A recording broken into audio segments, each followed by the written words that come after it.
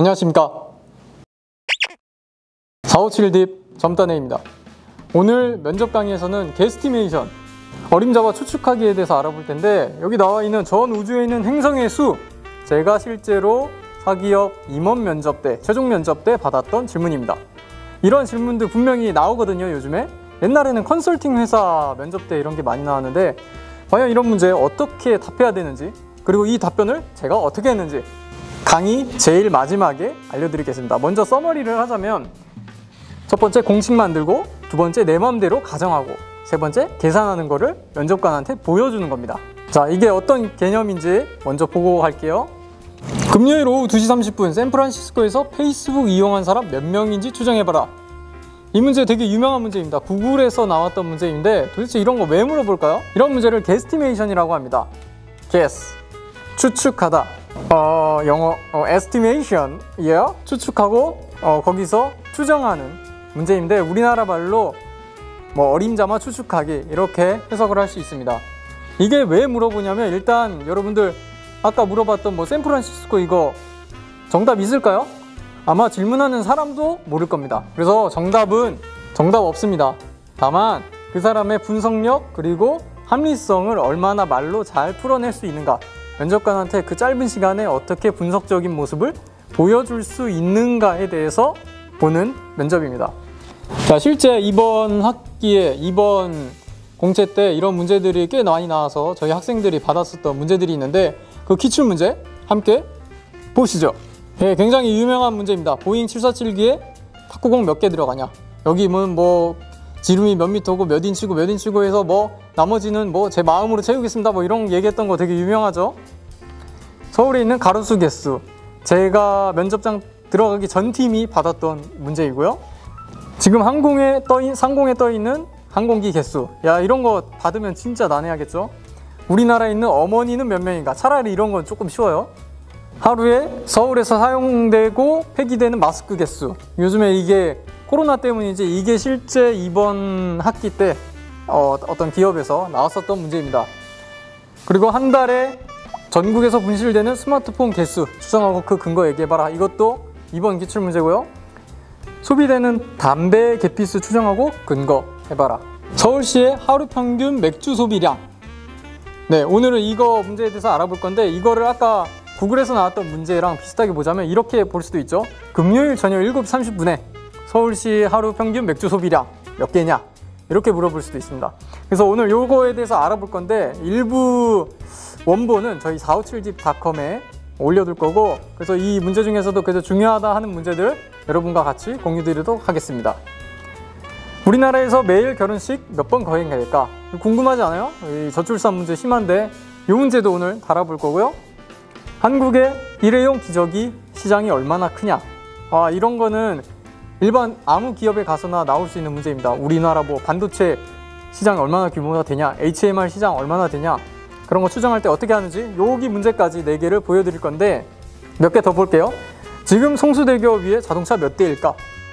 이것도 되게 어렵습니다. 스타벅스 매출, 수도권의 하루 지하철 이용객 수, 월드컵 단독으로 개최하면 경제적 효과 얼마나 일어날 거냐, 이런 거 물어보면 도대체 어떻게 대답해야 될까, 이런 거를 이렇게 풀어놓는 데가 별로 없더라고요. 그래서 이 원리가 있는데, 일단은 기본적으로 대응하는 자세를 3가지로 짧게 알려드리도록 하겠습니다.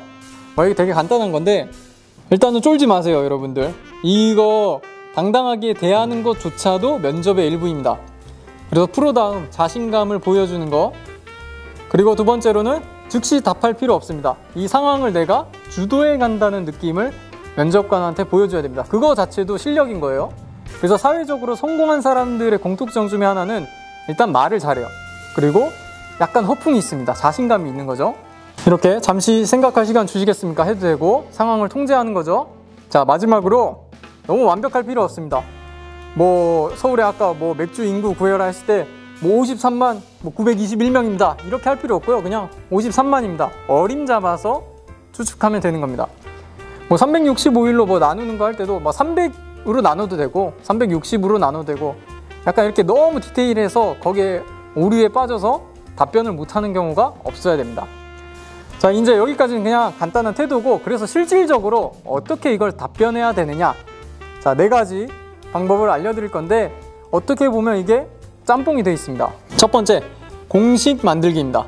자, 일단 문제에 앞서서 일단 문제가 나오면 내가 이걸 어떻게 풀 것인지, 어떤 공식에 의한 것인지 그거를 면접관한테 얘기해 줘야 됩니다. 이게 예시가 뒤에 쭉 4가지 예시가 나오는데 이따가 알려드릴게요. 두 번째, 가정하기. 가정하기인데 내 맘대로 가정하는 거예요. 이것도 뒤에 보여드릴게요. 세 번째, 그 계산, 가정했던 거를 계산하는 과정 직접 보여주는 거. 말로 하겠죠, 보통은. 근데 이번에 어떤 기업은 그거를 밀리 손으로 써서 뭐 캡처해서 보여주고 그거를 이렇게 설명하는 방식으로도 하더라고요. 그래서 기업마다 좀 다를 수 있습니다. 네 번째는 그 다음에 내가 조금 더 똑똑해 보이고 논리적으로 보이려면 디테일한 것들을 언급해야 됩니다. 디테일. 그래서 봉준호 선생님도 봉테일이라고 불렸죠. 이런 디테일을 잘 살린 거죠. 근데 여기 접근하는 팁이 좀 있다면 2가지가 있는데, 축소법, 그러니까 큰 거를 구한 다음에 쫙 축소해서 들어가는 방법이 있고, 반대로 확대법, 작은 거에서 구해서 조금 더 쫙 확장해가는 방법들이 있습니다. 자, 이 방법들을 실제 4가지 스텝이랑 해서 어떻게 3스텝으로 되나네? 네, 사실 여기까지가 정식이고요. 여기는 디테일은 약간 플러스 알파 개념이기 때문에 3스텝입니다. 자, 이 방법에 의해서 어떻게 하는지 예시를 실적 보겠습니다. 자, 예시 첫 번째. 따단. 서울시 하루 평균 맥주 소비량. 야, 이거 받자마자 이제 면접장에 큰일 났죠. 자, 근데 아까 우리 4가지 스텝 중에 첫 번째 뭐였죠? 네, 공식 만들기입니다. 내 맘대로 공식 만드는 거예요. 이거 답 없어요. 내 맘대로 하는 거죠. 자, 저는 이거 어떻게 봤냐면 서울시 인구를 일단 만들어야 된다 생각했어요. 서울시 맥주 소비 인구, 그 중에서도. 두 번째로는 인당 하루 맥주 소비량. 서울시 인구 구하고 그 인구가 얼마나 맥주 소비하는지 딱 곱하면 나오겠죠. 그래서 두 번째 스텝 뭐였다? 내 맘대로 가정하기. 그리고 세 번째 계산 과정 보여주기가 사실 약간 합쳐져 있습니다. 내 맘대로 가정하면서 계산하는 게 같이 나와요. 자, 일단 서울시 인구 몇 명일까요, 여러분들? 1100만 명? 1200만 명? 근데 이거 내가 가정하는 거기 때문에 약간 편하게 얘기하는 겁니다. 일단은 서울시 인구가 1000만 명 정도인 건 다 아시죠? 알아야 됩니다. 이 정도는. 뭐 미국 인구가 몇만 명, 뭐 중국 인구가 막 17억 명, 17억 명, 뭐 이 정도는 대충 알고 있어야 돼요. 우리나라 뭐 GDP가 뭐 몇 조 이런 거 느낌은 알고 있어야 돼요. 자, 서울시 인구 일단 1000만 명입니다. 근데 그 중에서 맥주를 소비할 수 있는 사람이 몇 명일까? 이것도 내 맘대로 가정하는 겁니다. 저는 어떻게 봤냐면 0세부터 80세까지 있죠. 그 중에서 술을 먹는 사람을 20대에서 60대로 봤습니다. 그러면 총 8분의 4죠. 이렇게 전체 0세에서 80세, 그 중에 20세부터 60세까지. 그럼 8분의 4가 됩니다. 그럼 이거 몇이죠? 이거 2분의 1이죠? 그러면은 전체 1000만 명 중에 맥주를 소비한 사람이 2분의 1, 500만 명이 됩니다. 근데 여기서 여기서 끝나면 안 돼요. 맥주 소비하는 사람. 여러분, 여기서 이제 디테일한 것들을 계속해서 파고 들어가야 돼요. 500만 명 중에 과연 맥주를 소비하지 않는 사람도 있을 거란 말이에요. 맥주 알레르기가 있는 사람이거나, 실제로 저도 맥주를 안 먹거든요. 아니면 뭐 임산부라던가, 아예 뭐 맥주 뭐 알코올 같은 거 싫어하는 뭐 종교인이라던가, 그런 사람들 10%를 빼는 겁니다. 어떻게 정했냐고요? 예, 제 마음대로 했습니다. 내 마음대로 배째 10%에 되고 20%에 되고, 내 주변에 봤을 때 실제로 저는 이거 딱 풀 때 한 5%라고 생각했거든요. 근데 계산하기가 5%가 좋지 않잖아요. 그래서 10%로 잡은 겁니다. 자, 10% 빼면 500만 명 10% 빼면 바로 딱 구해지죠. 450만 명. 그래서 우리나라 서울시 맥주 소비하는 인구가 일단 450만 명으로 픽스가 된 겁니다. 사실 여기서 더 디테일하게 더 막 빼낼 수도 있어요.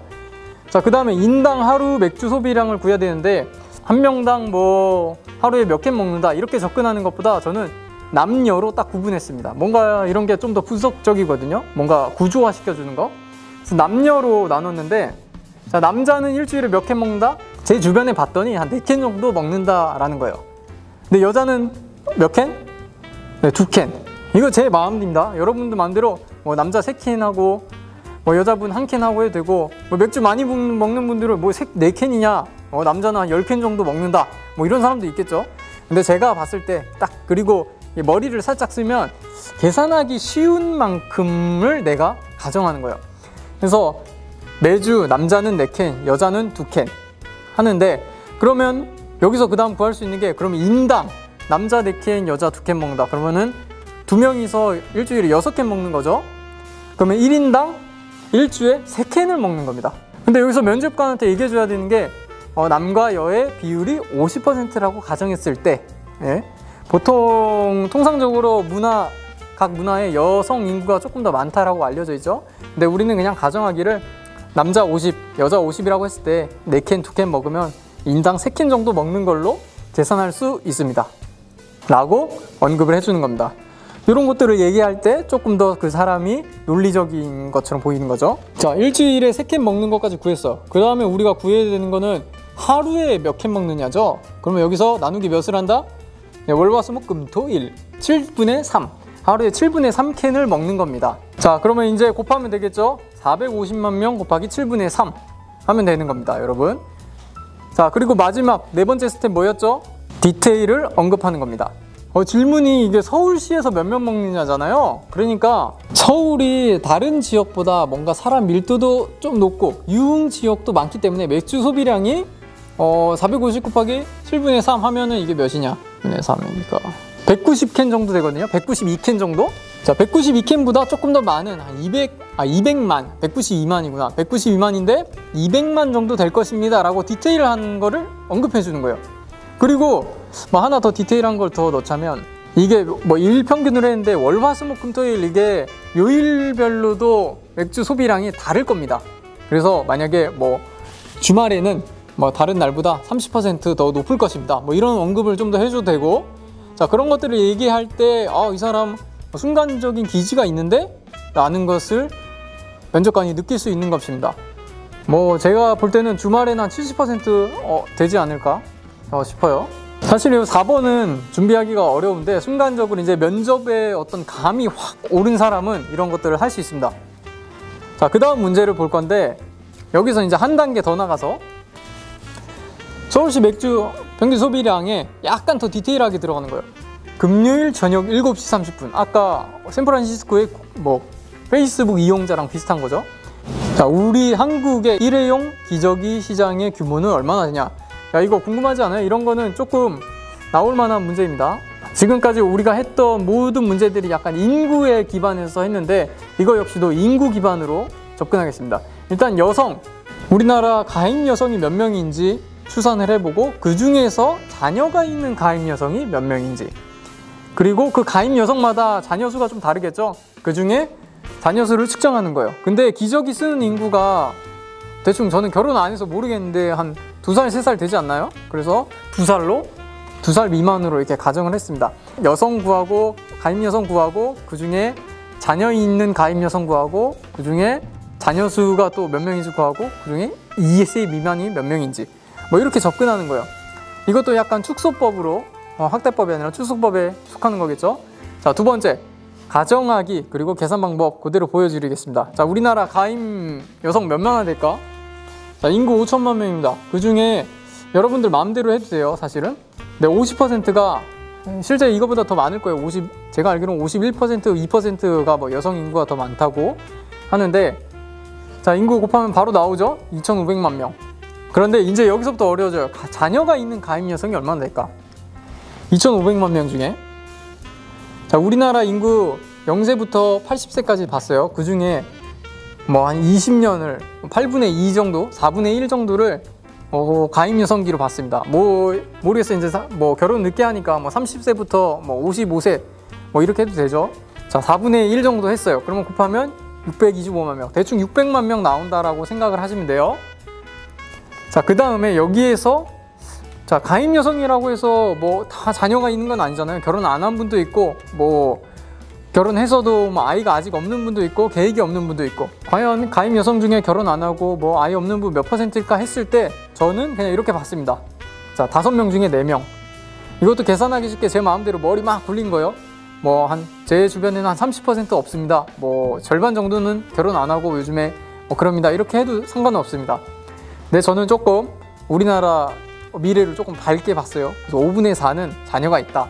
자, 여기서 5분의 4 곱하면 대충 바로 나오죠? 500만 명. 600만 명으로 대충 보고 5분의 4 하고 해도 괜찮습니다. 자, 그 다음에 자녀가 500만 명이 일단 자녀가 있어. 근데 자녀가 이제 기저귀 쓰는 아이들을 구해야 되잖아요. 500만 명의 여성이 자녀가 있는데 자녀가 과연 몇 명 있을까? 여러분들 통계 다 아시죠? 대충 우리나라 1.0 몇 명으로 되게 떨어져서 OECD 국가 중에 되게 떨어진다고 났는데, 저희가 일단 가정한 게 25세부터 45세니까 옛날에는 뭐 1.2명 뭐 이랬단 말이에요. 그래서 옛날 20년 전까지 10년 전까지 봐서 그냥 우리나라 1.2명의 자녀가 있다라고 가정을 했습니다. 이것도 곱하기 쉽게 한 거예요. 상식을 하나 말씀드리자면 한 문화가 존속되려면 평균 출산율이 2.1명이 되어야 된다고 합니다. 문화가 쭉 지속되려면. 그래서 무슬림 쪽이 한 7, 8명, 6명 낳는다고 알고 있어요. 자, 일단 그리고 넘어가면 1.2명의 자녀가 있으면 500만 명 중에 1.2, 120%죠? 그럼 다시 600명으로 올라가요. 우리나라 600만 명 정도의 자녀가 있다라고 하는 거예요. 근데 여기서 구한 자녀는 기저귀 안 쓰는 자녀들도 포함된 거죠. 이 중에 저는 기저귀 쓰는 2세 미만의 자녀를 구해보겠습니다.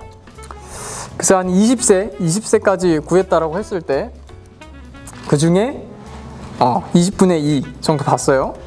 그러면은 곱하기 하면 몇이죠? 10분의 1이죠? 그럼 60만 명이 됩니다. 자, 2세까지 하는 게 기저귀 쓰고 있는 아이들이 60만 명이에요. 요즘 수능을 뭐 3, 40만 명 본다고 하죠. 그래서 곱하기 뭐 2 하면은 대충 요 정도 나오는 것 같아요. 맞는 것 같아요, 대충. 근데 마지막 남았죠. 우리 디테일한 거 언급하기. 디테일한 거 언급할 때 뭘 언급할 수 있을까? 아까 얘기했던 뭐 자녀의 평균 뭐 나이 뭐 이거 왜 구했는지 뭐 이런 거 얘기할 수도 있고, 여기서 물어보는 게 일회용 기저귀 시장이잖아요. 그래서 이 아이를 가진 엄마 중에 일회용 기저귀 안 쓰는 분도 있을 거란 말이에요. 그죠? 친환경 엄청 원하고 천소재만 원하는 분들, 그 중에 몇 퍼센트 빼고 뭐 이렇게 말씀드리는 것도 디테일의 하나라고 볼 수 있습니다. 그래서 오늘 게스티메이션 예시 4가지를 봤는데, 오늘 올라오지 않은 본문은 이제 457deep.com에 있고요. 이러한 문제들이 꽤 여러 개가 있는데 원리는 되게 비슷합니다. 그래서 여러분들이 몇 가지 이제 수정을 하시면 이런 것들을 연습해서 실제 면접 때 되게 조리 있게 얘기할 수 있는데, 실제 저는 이런 문제가 나왔습니다. 전 우주에 행성이 몇 개 있는가? 한 6명 정도 있었는데 먼저 준비된 사람부터 손 들고 얘기하래요. 그래서 제가 한 2번째 정도에 얘기를 했는데, 뭐 여기서 뭐 공식 만들기, 뭐 가정하기, 계산하기, 뭐 디테일 이런 게 통할까요? 뭐 진짜 우주에 행성이 몇 개 있는지 지구상 아무도 모를 거예요. 그래서 이걸 어떻게 답변할까 고민을 엄청 많이 했죠. 그래서 약간 넌센스로, 저는 약간 사람의 센스로 접근했습니다. 옆에 있는 친구들은 뭐 은하계가 몇 개 있는데 곱하기 몇 하고 뭐 이렇게 하더라고요. 그래서 저는 어떻게 접근했냐면, 사람의 몸을 일컬어 소우주라고 합니다. 그만큼 전 우주의 신비로운 구조를 사람이 축소로 갖고 있다라고 하는데, 사람의 몸에 있는 세포 개수만큼 우주에 행성이 있지 않나 생각합니다. 사람의 몸에는 통상적으로 세포 수가 60조 개가 된다고 합니다. 그런데 이 지구상에는 60조 개의 세포를 가진 사람이 약 70억 명 정도 있으니까 60조 곱하기 70억, 약 무한대에 가까운 숫자가 전 우주의 행성의 개수라고 생각합니다. 이렇게 대답을 했습니다. 여러분, 그래서 붙었을까요? 안 붙었을까요? 붙었습니다. 그래서 아주 좋은 회사를 들어갔는데, 그 옆에 있던 학생들도 되게 논리적으로 답변한 사람도 있고 되게 말 잘하는 친구들이 있어서 되게 센스 있게 답변하신 친구들도 있었습니다.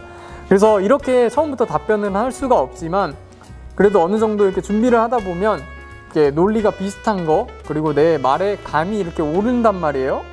그러한 것들을 준비를 하셔서 여러분들 게스티메이션 뭐 이게 모든 걸 답변할 수 없지만, 그래서 어느 정도 준비할 수 있는 부분들은 여러분들이 머릿속으로 생각해 놓고 답변하셨으면 좋겠습니다. 오늘 4가지 원리 아셨겠죠? 공식 만들기, 가정하기, 계산 과정 보여주기, 디테일한 거 언급할 수 있으면 언급하기.